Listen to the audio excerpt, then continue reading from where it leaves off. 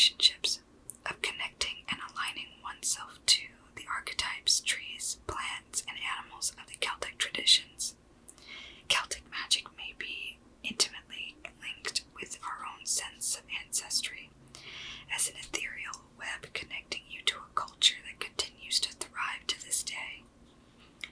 Your reasons for choosing to purchase this book may well mirror my reasons for wanting to write it, to connect to the powerful undercurrent of the Celtic spirit. Celtic magic transforms the magician. I was transformed by the process of aligning myself with this magical current, a current that spans 3,000 years, from the dawning of the Iron Age through the coming of the Romans into the height of the medieval Renaissance. It is this current of magic that I present to you in the pages that follow, true magic experienced by a magician of the Celtic tradition. The magic is tried and tested. I do not offer a random series of magical practices, but true practical magic born from the cauldron of the Celts. It has worked for me and for a number of others for over the years, and it will work for you too. The magical discourse presented in this book has not arisen from the need to pad out a book. I hope that you will sense that as you read. In a manner, this is my own book of shadows or grimoire, a collection of magic that I have used over the years. It is a reflection of my understanding of what magic is and how and why we use it. But there is more to this book than a presentation of magical actions. My hope is that this book and the magic it contains will transform you, will move you closer to the continuum of the Celts and cause you to become a practical Celtic magician. My hope is to offer you insights into my practice so that you may glean the importance of being in close relationship with the powerful forces of Celtica.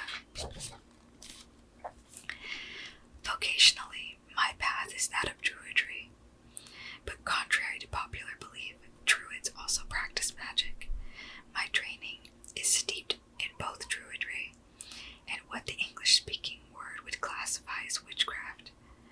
My spirituality combines the cultural philosophy and worldview of Druidry with the practical aspects of folk magic and witchcraft. With that in mind, this book is suitable for witches, Wiccans, Druids, and pagans alike. While the rituals presented here are different from common pagan practice, they are not included just to appear different or quirky. They are actual rituals utilized by several groups of people and have been formulated to evoke the Celtic worldview. Celtic defined. The term Celtic refers to a cultural tribal group defined by their use of language who span parts of northern Europe, and in particular the regions of Gaul, modern-day France and Belgium, the British Isles and Ireland, where they continue to exist to this day. Identified by their use of art, social organization, and mythology, their influence has been long-lasting and a subject of study for centuries. There are two primary streams of Celtic culture, each defined by its use of language. The first is designated the term Celtic, which refers to the Goidelic or Gaelic languages, Scots Gaelic, Irish Gaelic, and Manx. The second stream is designated the term P-Celtic and refers to the Brythonic or Brittonic languages, which survive in the form of Breton, Cornish, and Welsh. It is important to note that the term Celtic does not refer to a bloodline, but rather to a cultural line. It is this freedom of movement that enables the Celtic spirit to migrate and settle in other lands. The Celtic culture seems to have condensed in the island regions of northwest Europe, which are also the regions most replete with Celtic myth and lore. This may well indicate that the Celtic culture imprinted itself on earlier traditions, where the designers of the stone monuments and their priests evolved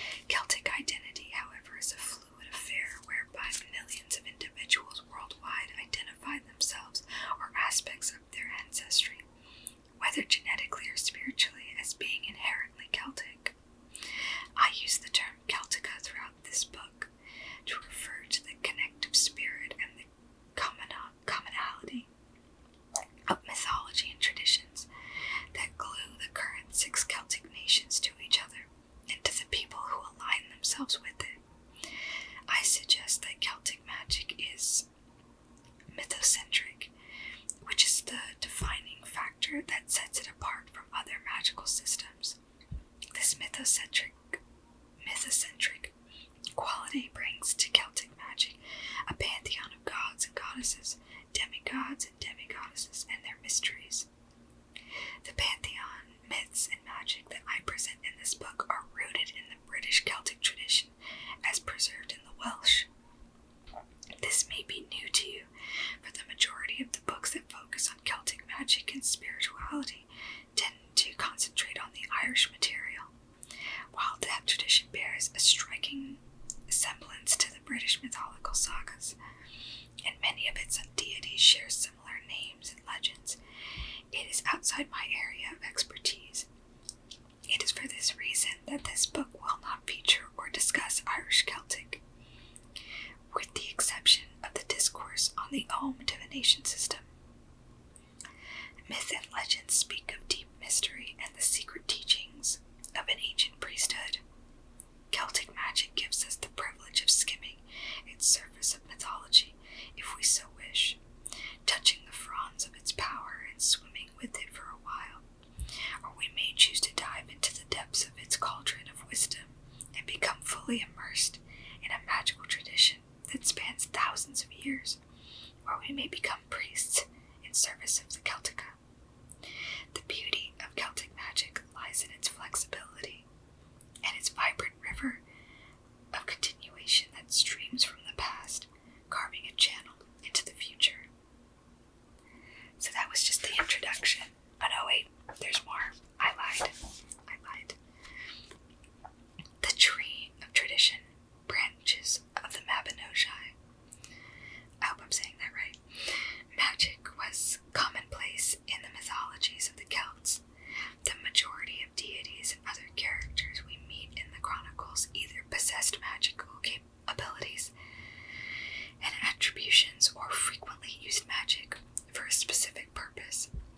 Spellcasting, conjuration, invocation, and the use of magical tools and paraphernalia are common themes within Celtic mythology and lore. These traits can be seen demonstrated in the Celtic legendary collection, known commonly as the Mabinogi or the Mabinogion. These tales will feature heavily throughout this work, for in it we find reference to the pantheon of the Celtic deities. We are introduced to the semi-divine children of the gods and goddesses, and we capture a glimpse of pre-Christian belief structures within them. The Mabinogi collection is presented as complete tales in the White Book of Rhetoric and the Red Book of Hergest. I have no idea if I'm saying that right.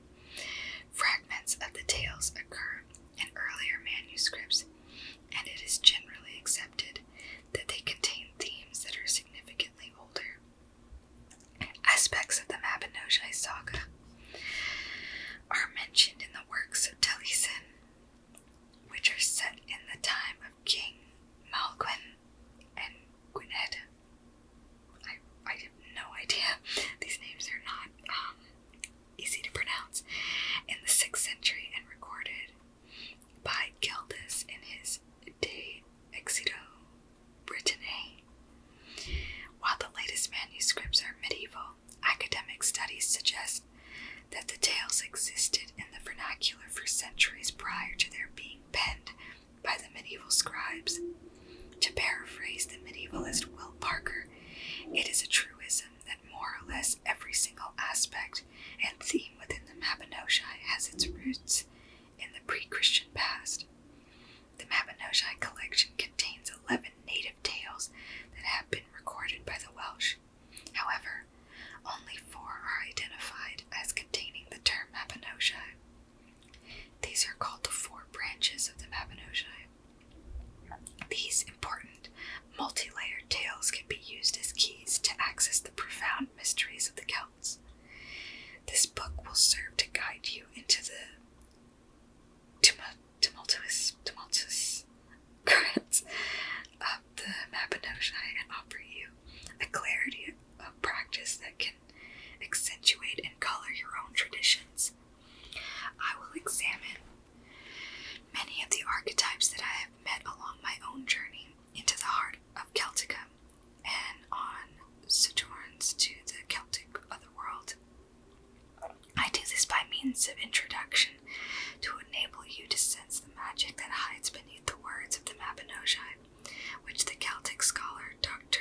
Brian Lee Roberts describes as remnants of the Brythonic mythology and the beliefs of the Britons in the otherworld, Anwen, and they are concerned with gods and men.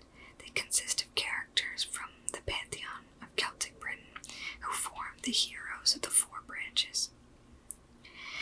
In order for much that follows to be a benefit to you, the Mabinogi should be essential reading. Online versions are plentiful, and there are dozens of printed editions available at most booksellers. My hope is that this book will provide you with a launchpad to facilitate your own dive into the depths of Celtic mysteries. While some of these tales may seem overly complicated or nonsensical, do not lose heart. This book will serve to guide you in seeing the clues to mystery that swim between the lines. I'm sorry if you can hear the garbage truck picking up the garbage. It's just, I can never find a good time to record. There's always stuff going on outside in this apartment room. I can't soundproof it. So, I'm really sorry if that sound bothers you. It bothers me too. Okay, next section. Okay. I'm still within the introduction. While some of these tales may seem overly complicated or nonsensical, do not lose heart. This book will serve to guide you in seeing the clues to mystery that swim between the lines. A challenge. In the late 90s, I happened across a book by the late Celticist Alexei Kondrativ, and within its pages I found myself faced with a challenge. The 6 Celtic languages are still alive, if not well. In them are stored as on a disc several millennia of a people's unique experience, waiting to be given a new dynamic expression by the generation who will dare to break the colonial shackles of fear and self-doubt. We must, as they did, have the imagination to give flesh to life-giving myth and the will to work its pattern into our existence. Every one of us who has felt the beauty of the Celtic world vision must act, each in our individual ways, now before it is too late. Do something. What you hold in your hands is my attempt to do, as Kondrativ asked, to ride the waves of his challenge and express my connection to the power of Celtic magic. By doing this, I hope you also will take the challenge to step into the crystal clear waters of the Celtic cultural continuum and emerge radiant with Awen to inspire the world. How to use this book. This book represents a personal journey, a magical memoir of exploration, practice, and ritual. Central to the tenet of Celtic magical belief is the importance of Awen, the divine spirit of inspiration, and one of the functions of the magician is to inspire. My hope is that these thoughts and explorations of the archetypes, deities, and magic of the Celts will inspire your own practice. Scattered throughout the book, you will find numerous contemplative exercises. These are essential for the digestion and assimilation of the information presented to you. I suggest that you find yourself a little notebook or journal to be used exclusively in conjunction with this book. Periodically, I will ask you to jot or note some of your thoughts and visions from the contemplation exercises, and, of course, to record your magic when you perform it. It is important for you to do these exercises, for they assimilate the words into meaningful patterns in your mind. Essentially, they will help you make sense of the information I offer you. While this is my journey, many others have walked this path with me. My mentors and teachers guided me to the cauldron's edge and encouraged me to peer through the steam. I offer you a similar guiding hand through the forest of Celtic magic and into relationship with the Celtica. Kristoffer Hughes, Isle of Ainsley, Wales, Winter 2013. So, that was just the introduction.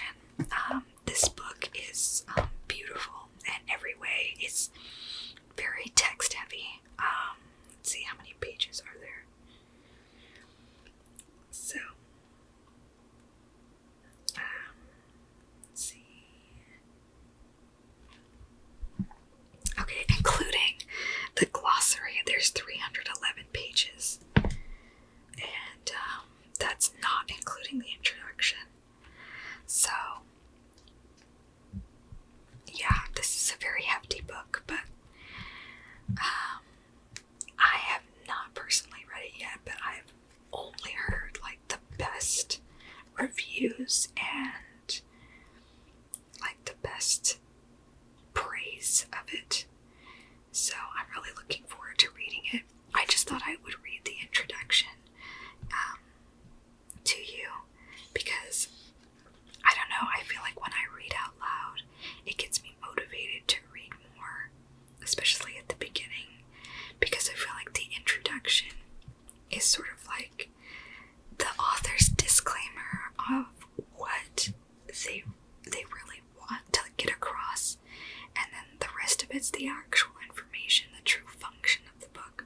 I know that's obvious, I'm just stating what an introduction is, but like, I feel like a lot of people just dismiss the introduction, but I try to pay attention to as much of it as I can, because I know that they're trying to set you up to, like, for success, so that you can understand their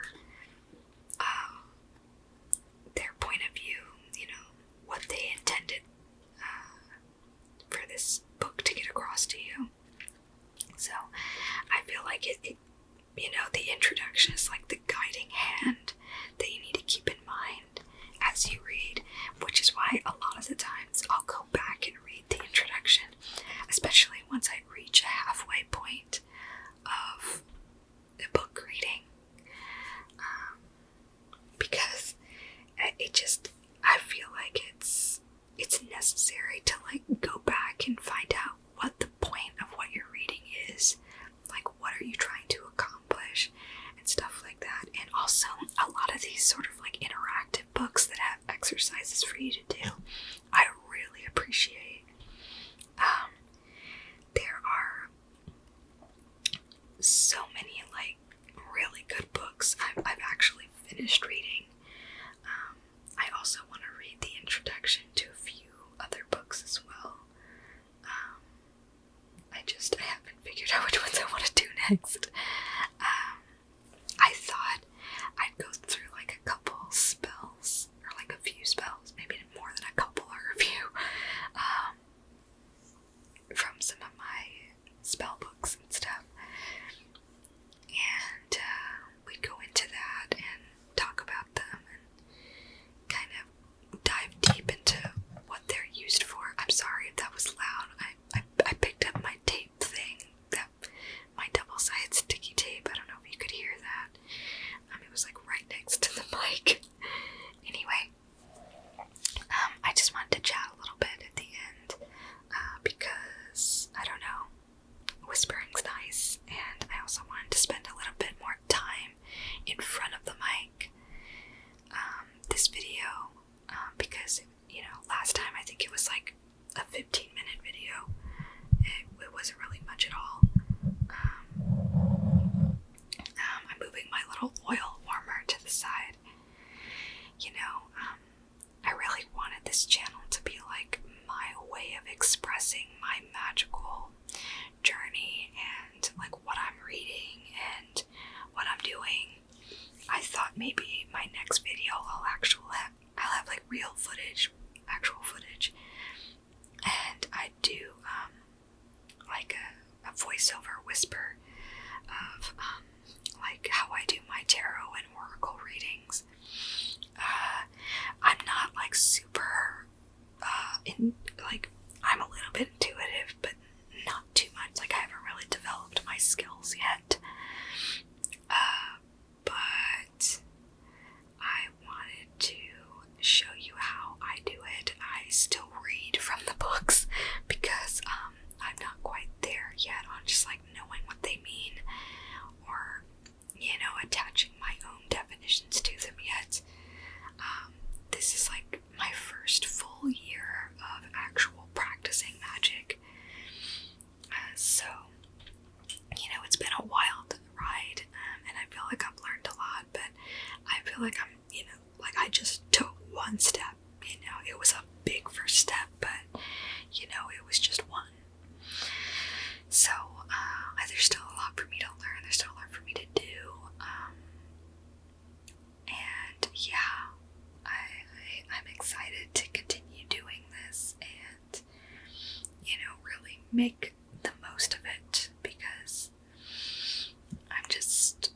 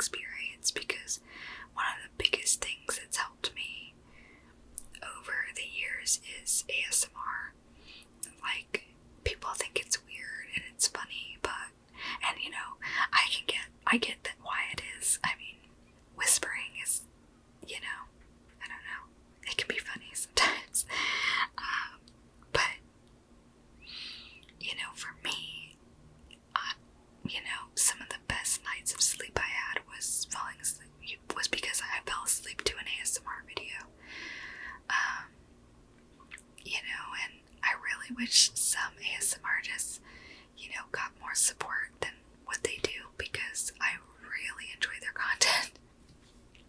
Like, one is called ASMRtica. I will link. Oh god, that was loud. I hope that wasn't, I hope that didn't, wake you up.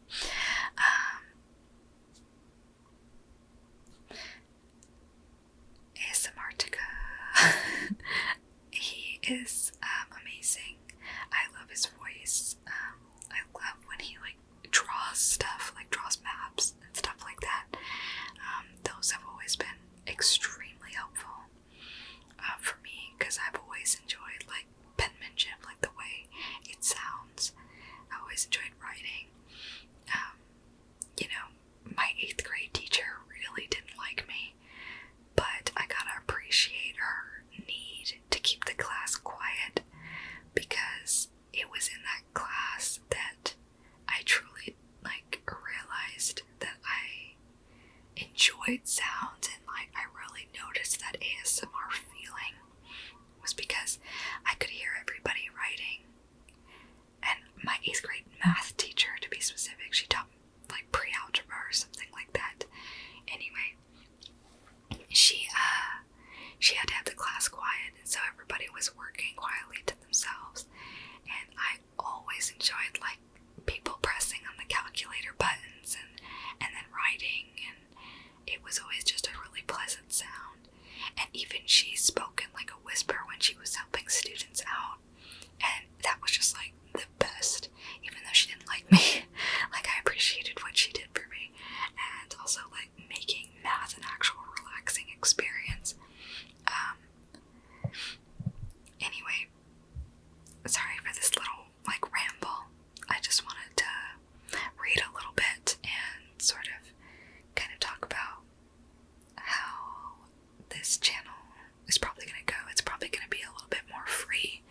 I feel like it's not going to be super scheduled and thought out. It's going to be a lot of this, which I hope everybody appreciates, and if not, I'll try to structure some things to be, a little bit more intense. And but anyways, I appreciate you coming here and listening to this video. I hope that you get some good sleep, and that you appreciated this reading, and definitely check out Kristoffer Hughes, the Celtic Magic book, if you are interested in magic. I will be doing a little bit more of these. I will be actually doing several more of these in the future, and I'm really sorry if you could hear all the other sounds going on around me. This apartment area is just the absolute worst for recording. There's never a good time to record. Literally never. So, I'm sorry if there's a whole lot of sounds. I'm sure other ASMR artists will understand.